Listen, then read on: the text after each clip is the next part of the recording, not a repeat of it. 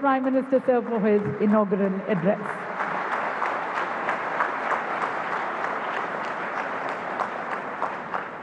इस ऐतिहासिक अवसर पर उपस्थित मंत्रिमंडल के मेरे सहयोगीगण, देश के उद्योग जगत के प्रतिनिधिगण, अन्य महानुभाव, देवी और सज्जनों, ये समिट तो ग्लोबल है, लेकिन आवाज लोकल है।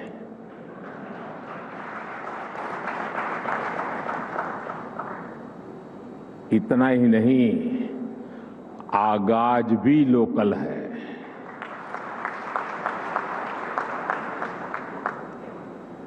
आज 21वीं सदी के विकसित होते भारत के सामर्थ्य का, उस सामर्थ्य को देखने का, उसके प्रदर्शन का एक विशेष दिवस है। आजादी के अमृत महोत्सव के इस ऐतिहासिक कालखंड में 1 अक्टूबर 2022 ये तारीख इतिहास में दर्ज होने वाली है।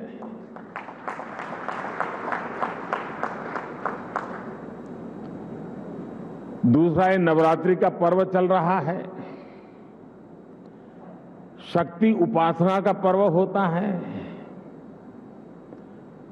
और 21वीं सदी की जो सबसे बड़ी शक्ति है, उस शक्ति को नई ऊंचाई पर ले जाने का आज भी आरंभ हो रहा है। आज देश की ओर से, देश की टेलीकॉम इंडस्ट्री की ओर से 130 करोड़ भारतवासियों को 5G के तौर पर एक शानदार उपहार मिल रहा है। 5G देश के द्वार पर नए दौर की दस्तक लेके आया है। 5G अवसरों के अनंत आकाश की शुरुआत है। मैं प्रत्येक भारतवासी को इसके लिए बहुत बहुत बधाई देता हूं। साथियों, मैं गौरव से भरे इन क्षणों के साथ ही मुझे खुशी इस बात की भी है कि 5G की शुरुआत में ग्रामीण स्कूलों के बच्चे भी हमारे साथ सहभागी हैं, गांव भी सहभागी है, मजदूर गरीब भी सहभागी है। अभी मैं यूपी के ग्रामीण स्कूल की बेटी 5G होलोग्राम टेक्नोलॉजी के जरिए रूबरू हो रहा था। जब मैं 2012 के चुनाव में होलोग्राम लेकर के चुनाव प्रचार कर रहा था तो दुनिया के लिए अजूबा था। आज वो घर घर पहुंच रहा है। मैंने महसूस किया कि नई तकनीक उनके लिए किस तरह पढ़ाई के मायने बदलते जा रही है।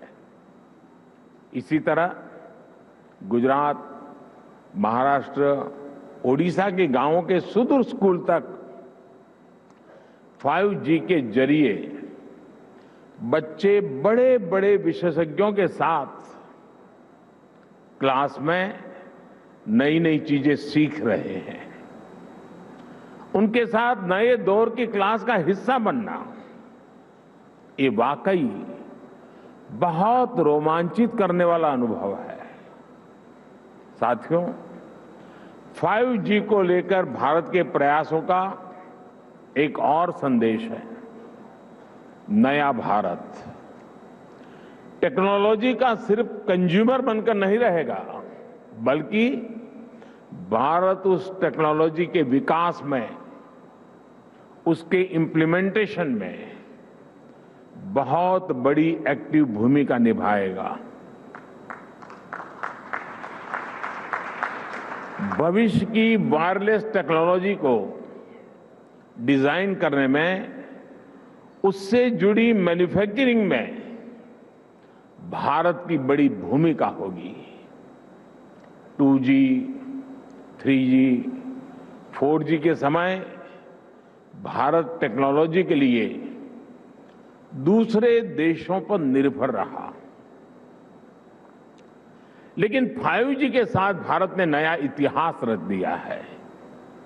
5G के साथ भारत पहली बार टेलीकॉम टेक्नोलॉजी में ग्लोबल स्टैंडर्ड तय कर रहा है। भारत लीड कर रहा है। आज इंटरनेट का इस्तेमाल करने वाला हर व्यक्ति इस बात को समझ रहा है कि 5G इंटरनेट का पूरा आर्किटेक्चर बदल कर रख देगा। इसलिए भारत के युवाओं के लिए आज 5G बहुत बड़ी अपॉर्चुनिटी लेकर आया है। मुझे खुशी है कि विकसित भारत का संकल्प लेकर आगे बढ़ रहा हमारा देश दुनिया के अन्य देशों के साथ किस तरह कदम से कदम मिलाकर चल रहा है। ये भारत की बहुत बड़ी सफलता है। डिजिटल इंडिया अभियान की बहुत बड़ी सफलता है। साथियों, जब हम डिजिटल इंडिया की बात करते हैं तो कुछ लोग समझते हैं कि ये सिर्फ सरकारी एक योजना है, लेकिन डिजिटल इंडिया सिर्फ एक नाम नहीं है। ये देश के विकास का बहुत बड़ा विजन है। इस विजन का लक्ष्य है उस टेक्नोलॉजी को आम लोगों तक पहुंचाना जो लोगों के लिए काम करे और लोगों के साथ जुड़कर काम करे। मुझे याद है जब मोबाइल सेक्टर से जुड़े इस विजन के लिए स्ट्रेटेजी बनाई जा रही थी तो मैंने कहा था कि हमारी अप्रोच टुकड़ों टुकड़ों में नहीं होनी चाहिए, बल्कि होलिस्टिक होनी चाहिए। डिजिटल इंडिया की सफलता के लिए जरूरी था कि वो इस सेक्टर के सभी आयामों को एक साथ कवर करे। इसलिए हमने 4 पिलर्स पर और 4 दिशाओं में एक साथ फोकस किया। पहला, डिवाइस की कीमत। दूसरा, डिजिटल कनेक्टिविटी। तीसरा, डेटा की कीमत। चौथा, और जो सबसे जरूरी है, डिजिटल फर्स्ट की सोच। साथियों, जब हम पहले पिलर की बात करते हैं, डिवाइस की कीमत की बात करते हैं, तो एक बात बहुत स्पष्ट है, डिवाइस की कीमत तभी कम हो सकती है जब हम आत्मनिर्भर हो। और आपको याद होगा, बहुत लोगों ने आत्मनिर्भर की मेरी बात की मजाक उड़ाई थी। 2014 तक हम करीब 100% मोबाइल फोन आयात करते थे, विदेशों से इंपोर्ट करते थे। और इसलिए हमने तय किया कि हम इस क्षेत्र में आत्मनिर्भर बनेंगे। हमने मोबाइल मैन्युफैक्चरिंग यूनिट्स को बढ़ाया।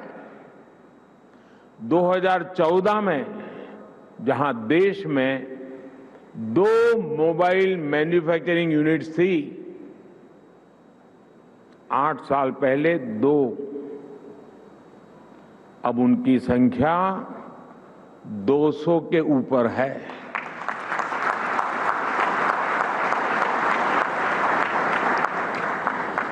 हमने भारत में मोबाइल फोन के उत्पादन को बढ़ाने के लिए इंसेंटिव दिए, प्राइवेट सेक्टर को प्रोत्साहित किया। आज इसी योजना का विस्तार आप पीएलआई स्कीम में भी देख रहे हैं। इन प्रयासों का नतीजा बहुत पॉजिटिव रहा। आज भारत मोबाइल फोन उत्पादन करने में दुनिया में नंबर 2 पर है। इतना ही नहीं, जो कल तक हम मोबाइल इंपोर्ट करते थे, आज हम मोबाइल एक्सपोर्ट कर रहे हैं, दुनिया को भेज रहे हैं।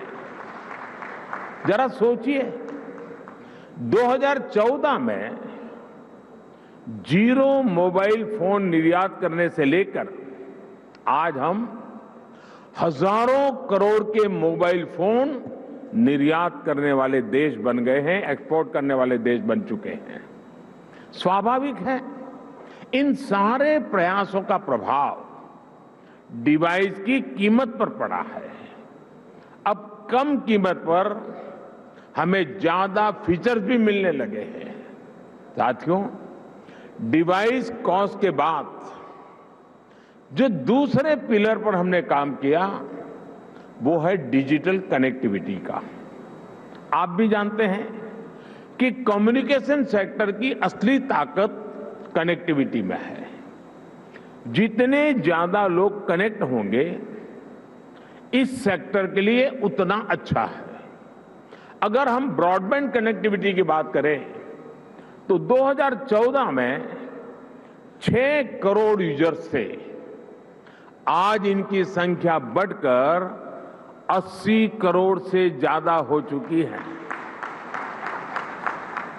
अगर हम इंटरनेट कनेक्शन की संख्या की बात करें तो 2014 में जहां 25 करोड़ इंटरनेट कनेक्शन थे, वहीं आज इसकी संख्या करीब करीब 85 करोड़ पहुंच रही है, 85 करोड़ पहुंच रही है। ये बात भी नोट करने वाली है कि आज शहरों में इंटरनेट यूजर्स की संख्या के मुकाबले हमारे ग्रामीण क्षेत्रों में इंटरनेट यूजर्स की संख्या तेजी से बढ़ रही है। और उसकी एक खास वजह है, 2014 में जहां देश में 100 से भी कम पंचायतों तक ऑप्टिकल फाइबर पहुंचा था, आज 1,70,000 से भी ज्यादा पंचायतों तक ऑप्टिकल फाइबर पहुंच चुका है। अब कहां 100 और कहां 1,70,000।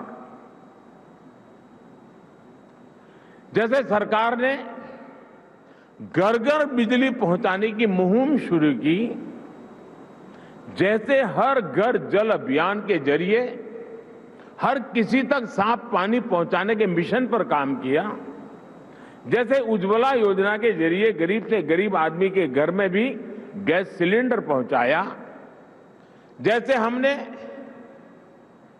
करोड़ों की तादाद में लोग बैंक अकाउंट से वंचित थे, करोड़ों लोग जो बैंक से नहीं जुड़े थे, आजादी के इतने साल के बाद जनधन अकाउंट के द्वारा हिंदुस्तान के नागरिकों को बैंक के साथ जोड़ दिया। वैसे ही हमारी सरकार इंटरनेट फॉर ऑल के लक्ष्य पर काम कर रही है। साथियों, डिजिटल कनेक्टिविटी बढ़ने के साथ ही डेटा की कीमत भी उतनी अहम हो जाती है। ये डिजिटल इंडिया का तीसरा पिलर था, जिस पर हमने पूरी शक्ति से काम किया। हमने टेलीकॉम सेक्टर के रास्ते में आने वाली तमाम अड़चनों को हटाया। पहले विजन की कमी और पारदर्शिता के अभाव में टेलीकॉम सेक्टर को तमाम मुश्किलों का सामना करना पड़ता था।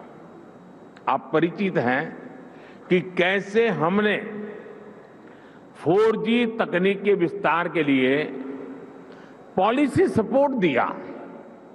इससे डेटा की कीमत में भारी कमी आई और देश में डेटा क्रांति का जन्म हुआ। देखते ही देखते ये तीनों फैक्टर, डिवाइस की कीमत, डिजिटल कनेक्टिविटी और डेटा की कीमत, इसका मल्टीप्लायर इफेक्ट हर तरफ नजर आने लगा। लेकिन साथियों, इन सब के साथ एक और महत्वपूर्ण काम हुआ। देश में डिजिटल फर्स्ट की सोच विकसित हुई। एक वक्त था जब बड़े बड़े विद्वान, एलिट क्लास, उसके कुछ मुट्ठी भर लोग, सदन के कुछ भाषण देख लेना, कैसे कैसे भाषण हमारे नेता लोग करते हैं, वे मजाक उड़ाते थे। उनको लगता था कि गरीब लोगों में क्षमता ही नहीं है, ये डिजिटल समझ ही नहीं सकते, संदेह करते थे। उन्हें शक था कि गरीब लोग डिजिटल का मतलब भी नहीं समझ पाएंगे। लेकिन मुझे देश के सामान्य मानवी की समझ पर, उसके विवेक पर, उसके जिज्ञासु मन पर हमेशा भरोसा रहा है।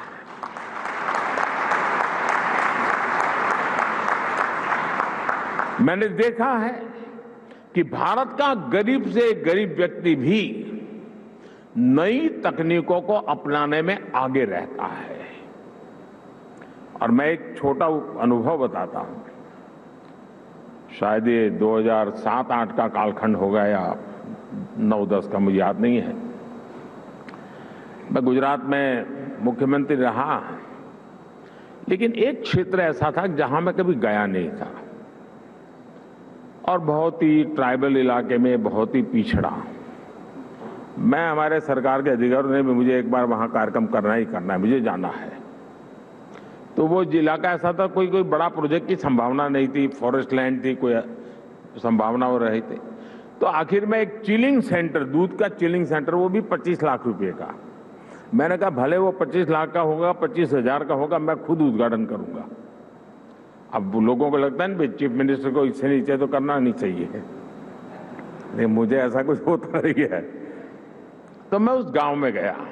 अच्छा, वहां हम एक पब्लिक मीटिंग करने के लिए भी जगह नहीं थी, तो वहां से 4 किलोमीटर दूर एक स्कूल का छोटा सा मैदान था, वहां पब्लिक मीटिंग ऑर्गेनाइज की। लेकिन जब वो चिलिंग सेंटर पे गया मैं, तो आदिवासी माताएं बहनें दूध भरने के लिए कतार में खड़ी थी। तो दूध का अपना बर्तन नीचे रख करके जब हम लोग गए और उसकी उद्घाटन की विधि कर रहे थे, तो मोबाइल से फोटो ले रही थी। मैं हैरान था, इतने दूर दरार के क्षेत्र में मोबाइल से फोटो ले रही है। तो मैं उनके पास गया, मैंने कहा फोटो लेके क्या करोगी? तो बोली डाउनलोड करेंगे। ये शब्द सुनकर के मैं सचमुच में सरप्राइज हुआ था मुझे कि ये ताकत है हमारे देश के गांव में। आदिवासी क्षेत्र की गरीब माताएं बहनें जो दूध भरने आई थी, वो मोबाइल फोन से अपनी फोटो ले रही थी और उनको ये मालूम था कि इसमें तो नहीं, आप डाउनलोड करवा देंगे। और डाउनलोड शब्द उनसे मुंह से निकलना, ये उनकी समझ शक्ति और नई चीजों को स्वीकारने के स्वभाव का परिचय देती है। मैं कल गुजरात में था, तो मैं अंबाजी तीर्थ क्षेत्र पे जा रहा था, तो रास्ते में छोटे छोटे गांव थे। आधे से अधिक लोग ऐसे होंगे जो मोबाइल से वीडियो उतार रहे थे, आधे से अधिक लोग। यानी हमारे देश की ये जो ताकत है, इस ताकत को हम नजरअंदाज नहीं कर सकते हैं। और सिर्फ देश के इलीट क्लास के कुछ लोगों को ही हमारे गरीब भाई बहनों पर यकीन नहीं था। आखिरकार हम डिजिटल फर्स्ट के अप्रोच के साथ आगे बढ़ने में कामयाब हुए। सरकार ने खुद आगे बढ़कर डिजिटल पेमेंट्स का रास्ता आसान बनाया। सरकार ने खुद ऐप के जरिए सिटीजन सेंट्रिक डिलीवरी सर्विस को बढ़ावा दिया। बात चाहे किसानों की हो या छोटे दुकानदारों की, हमने उन्हें ऐप के जरिए रोज की जरूरतें पूरी करने का रास्ता दिया। इसका नतीजा आज आप देख सकते हैं। आज टेक्नोलॉजी सही मायने में डेमोक्रेटिक हो गई है, लोकतांत्रिक हो गई है। आपने भी देखा है कि डिजिटल फर्स्ट की हमारी अप्रोच ने कोरोना वैश्विक महामारी के इस दौर में देश के लोगों की कितनी मदद की। दुनिया के बड़े बड़े विकसित देश जब अपने नागरिकों की मदद करने में संघर्ष कर रहे थे। खजाने में रुपये पड़े थे, डॉलर थे, पाउंड थे, सब था, यूरो था, लेकिन और देने का तय भी किया था, लेकिन पहुंचाने का रास्ता नहीं था। भारत एक क्लिक पर हजारों करोड़ रुपए मेरे देश के नागरिकों के खाते में ट्रांसफर कर रहा है। ये डिजिटल इंडिया की ही ताकत थी कि जब दुनिया थमी हुई थी तो भी हमारे बच्चे ऑनलाइन क्लासेस ले रहे थे, पढ़ाई कर रहे थे। अस्पतालों के सामने असाधारण चुनौती थी, लेकिन डॉक्टर्स अपने मरीजों का इलाज टेलीमेडिसिन के जरिए भी कर रहे थे। ऑफिसेज बंद थे, लेकिन वर्क फ्रॉम होम चल रहा था। आज हमारे छोटे व्यापारी हो, छोटे उद्यमी हो, लोकल कलाकार हो, कारीगर हो, डिजिटल इंडिया ने सबको मंच दिया है, बाजार दिया है। आज आप किसी लोकल मार्केट में, आप सब्जी मंडी में जाकर देखिए, रेहड़ी पटरी वाला छोटा दुकानदार भी आपसे कहेगा कैश नहीं है, यूपीआई कर दीजिए। मैंने तो बीच में एक वीडियो देखा, कोई भिक्षुक भी डिजिटली पेमेंट लेता है। मैंने ट्रांसपेरेंसी देखिए। ये बदलाव बताता है कि जब सुविधा सुलभ होती है तो सोच किस तरह सशक्त हो जाती है। साथियों, आज टेलीकॉम सेक्टर में जो क्रांति देश देख रहा है वो इस बात का सबूत है कि अगर सरकार सही नियत से काम करे तो नागरिकों की नियत बदलने में देर नहीं लगती है। 2G की नियत और 5G की नियत में यही फर्क है।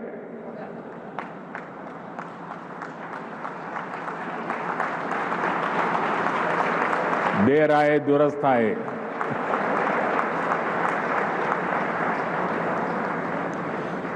भारत आज दुनिया के उन देशों में है जहां डेटा इतना सस्ता है।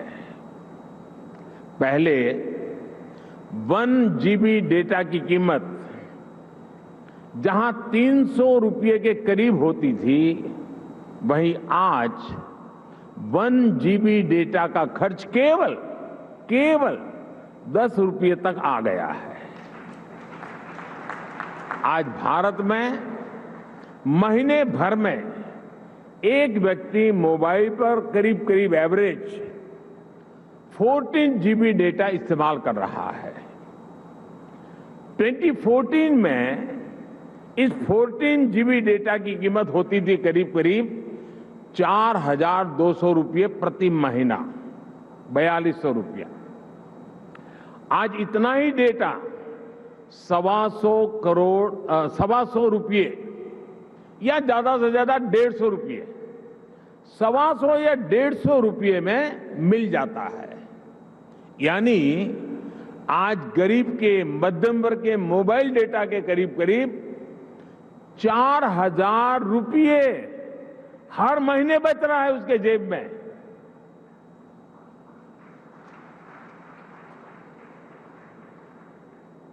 हमारी सरकार के इतने सारे प्रयासों से भारत में डेटा कीमत बहुत कम बनी हुई है। ये बात अलग है, 4,000 रुपया बचना कोई छोटी बात नहीं है हर महीना। लेकिन जब मैं बता रहा हूं तब आपको ध्यान में आया, क्योंकि हमने इसका हो हल्ला नहीं किया, विज्ञापन नहीं दिए, झूठे बड़े गपगोले नहीं चलाए। हमने फोकस किया कि देश के लोगों की सहूलियत बढ़े, ईज ऑफ लिविंग बढ़े। साथियों, अक्सर ये कहा जाता है कि भारत पहली 3 औद्योगिक क्रांतियों का लाभ नहीं उठा पाया। लेकिन मेरा विश्वास है कि भारत न सिर्फ चौथी औद्योगिक क्रांति का पूरा लाभ उठाएगा, बल्कि उसका नेतृत्व भी करेगा। और विद्वान लोग तो कहने लगे हैं कि भारत का दशक नहीं, ये भारत की शताब्दी है। ये डेकेड नहीं, सेंचुरी है। भारत ने किस तरह 4G आने के बाद टेक्नोलॉजी की दुनिया में ऊंचाई छलांग लगाई है, इसके हम सभी साक्षी हैं। भारत के नागरिकों को जब टेक्नोलॉजी के समान अवसर मिल जाते हैं, तो दुनिया में उन्हें कोई पछाड़ नहीं सकता। इसलिए आज जब भारत में 5G का लॉन्च हो रहा है, तो मैं बहुत विश्वास से भरा हुआ हूं दोस्तों। मैं दूर का देख पा रहा हूं, और जो सपने हमारे दिल दिमाग में चल रहे हैं, उसको अपनी आंखों के सामने हम साकार होते देखेंगे। हमारे बाद वाली पीढ़ी देखेगी, ऐसा काम होने वाला नहीं है, हम ही हमारे आंखों के सामने देखने वाले हैं।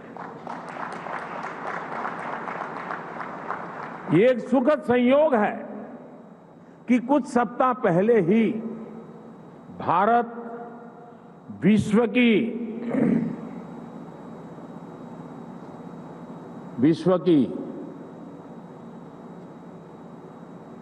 5वीं सबसे बड़ी अर्थव्यवस्था बना है।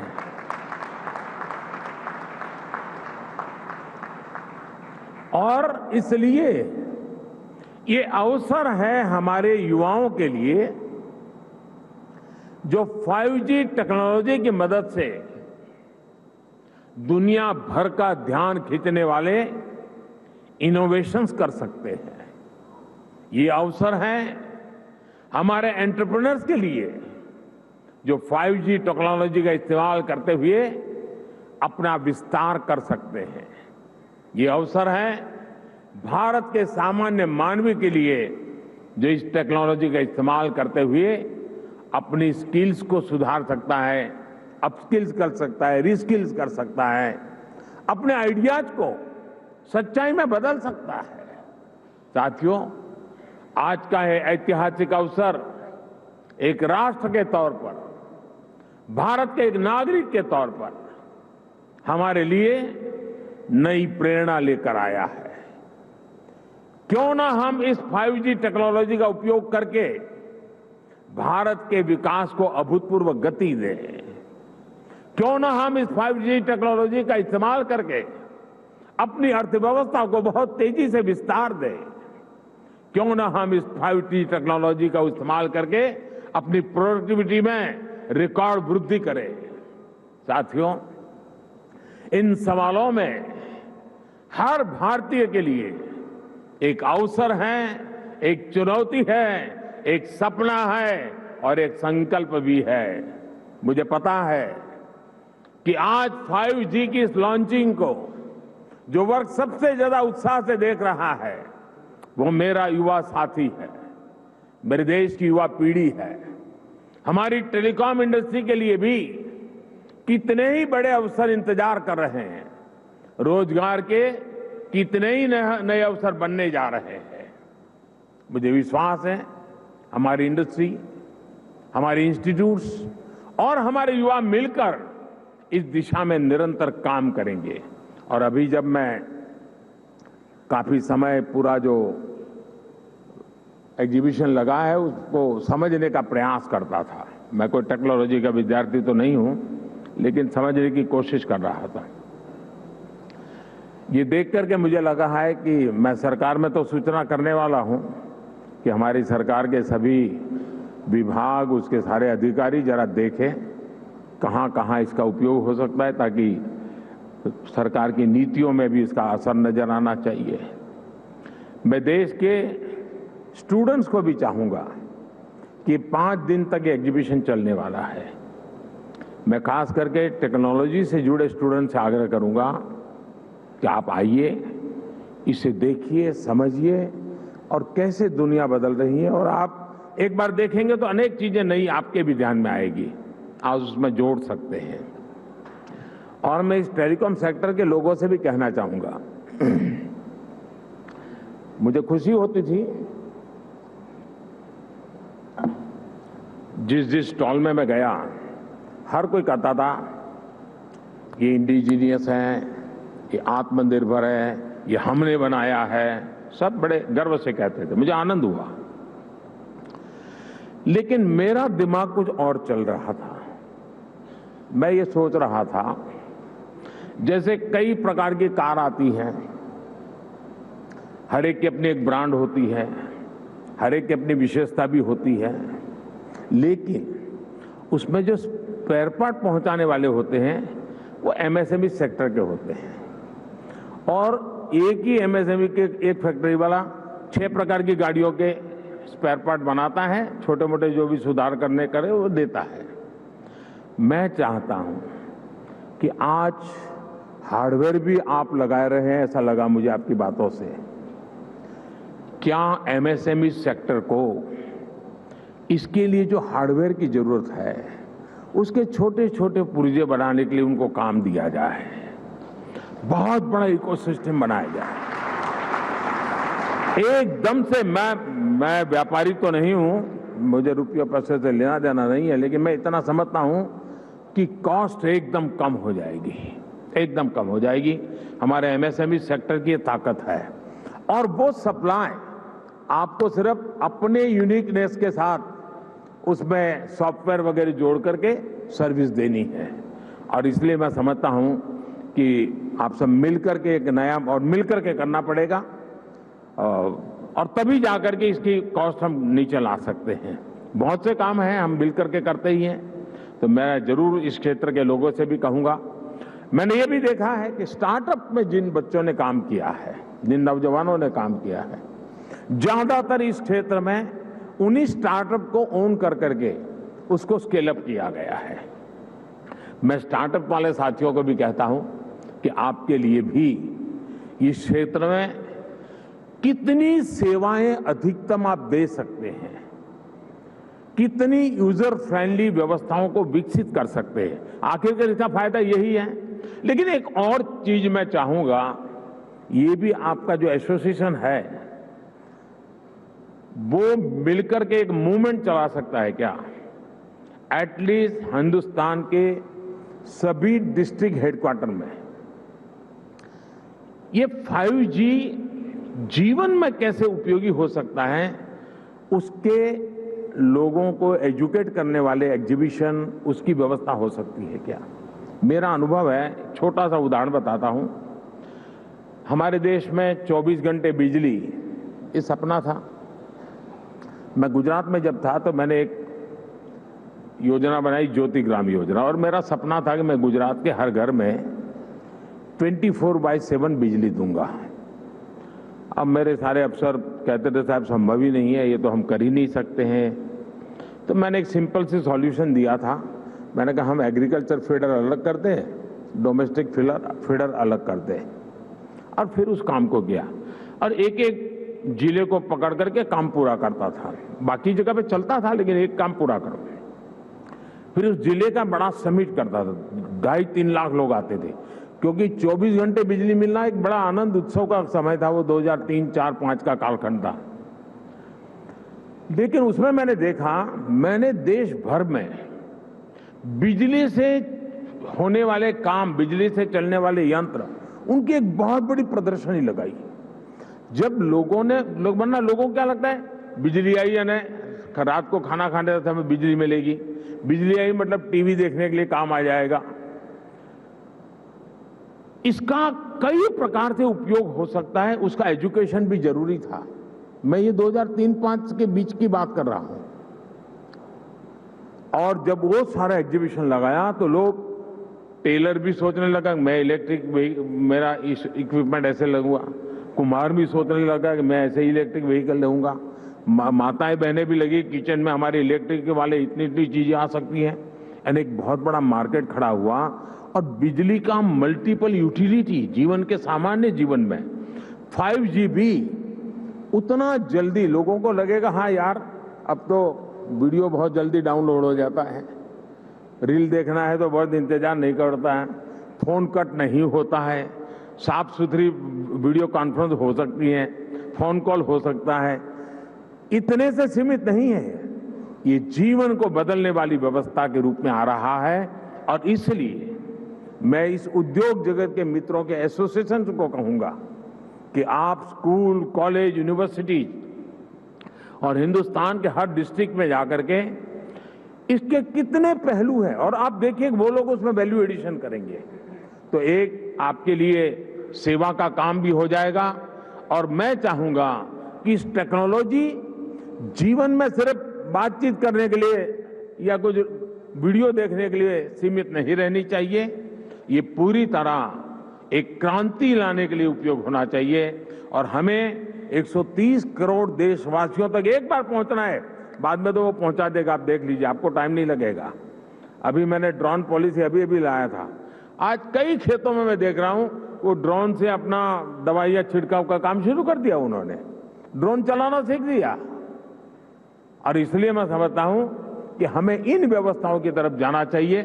और साथियों, आने वाले समय में देश निरंतर ऐसी टेक्नोलॉजीज का नेतृत्व करेगा जो भारत में जन्मेगी, जो भारत को ग्लोबल लीडर बनाएगी। इसी विश्वास के साथ आप सभी को मेरी बहुत बहुत शुभकामनाएं। एक बार फिर सभी देशवासियों को शक्ति उपासना के पावन पर्व पर शक्ति का एक बहुत बड़ा माध्यम 5G लॉन्च होने के लिए बहुत बहुत बधाई देता हूं। बहुत बहुत धन्यवाद। बहुत बहुत धन्यवाद माननीय प्रधानमंत्री जी। आपके संदेश, आपके विचारों ने हमेशा से सभी में एक नई ऊर्जा दी है, सपने देखने की, सपनों को साकार करने की एक हिम्मत दी है, कुछ कर गुजरने की एक हौसला दिया है, नामुमकिन को मुमकिन करने की एक जिद दी है, गति दी है। Thank you honourable prime minister sir for igniting minds and fueling this energy in everyone. Thank you honourable prime minister. तो आप देख रहे थे सीधा प्रसारण नई Delhi. Well, you were watching the live telecast and listening in as Prime Minister Narendra Modi launched 5G in India. The Prime Minister rolling out 5G services in a select few cities, and the aim is to roll it out from across the city, across the country in a few years. And coming up, more details, all the latest updates in news and headlines from across India and the world. Stay tuned. We'll be right back.